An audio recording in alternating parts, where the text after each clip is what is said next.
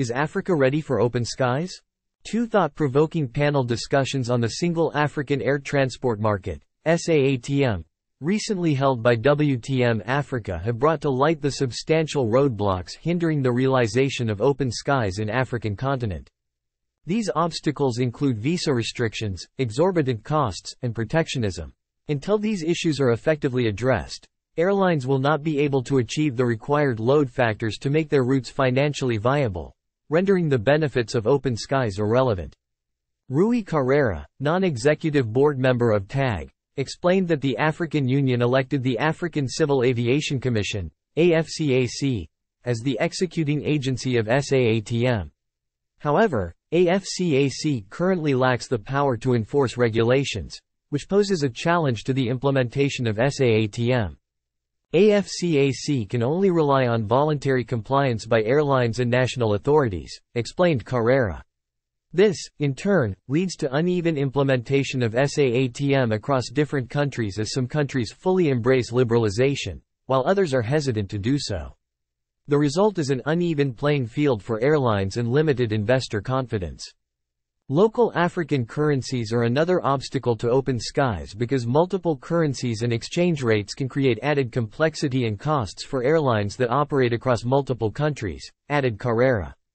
David King, project manager, Cape Town Air Access, pointed out that visa accessibility is another massive challenge. Although visa controls are necessary, the process should be easy and seamless. The lack of visa accessibility is currently preventing airlines from attracting passengers.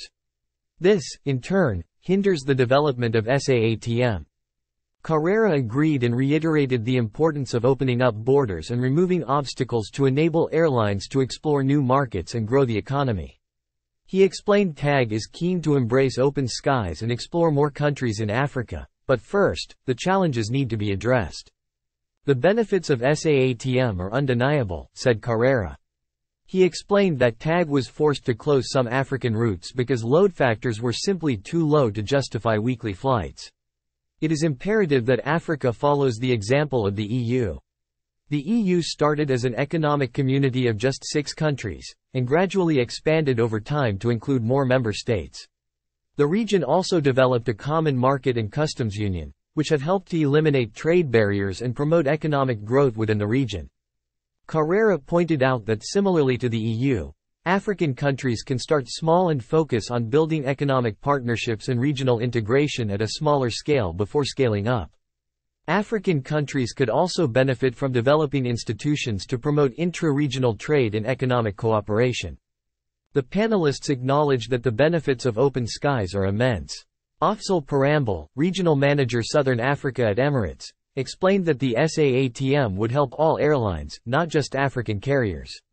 This is because the opening up borders would help connect passengers to secondary and tertiary destinations in Africa, which is currently a significant challenge.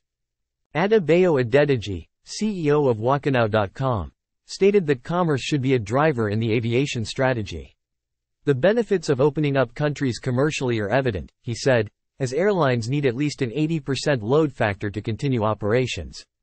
Parambil also noted that liberalization would change the game, as it did for Emirates and Dubai. He explained that by taking advantage of new opportunities created by open skies agreements and establishing a strong hub and spoke model, Emirates has been able to expand its operations and become one of the world's leading airlines. The aviation industry is an essential player in driving economic growth and job creation in Africa. According to King, for every 100 tourists arriving on a plane in Cape Town, 1 job is created. Every flight that enters your airport is valuable and grows the economy, he said. It is vital to remove obstacles and achieve open skies to enable airlines to connect African countries and passengers to their destinations and grow Africa into a global and powerful aviation hub.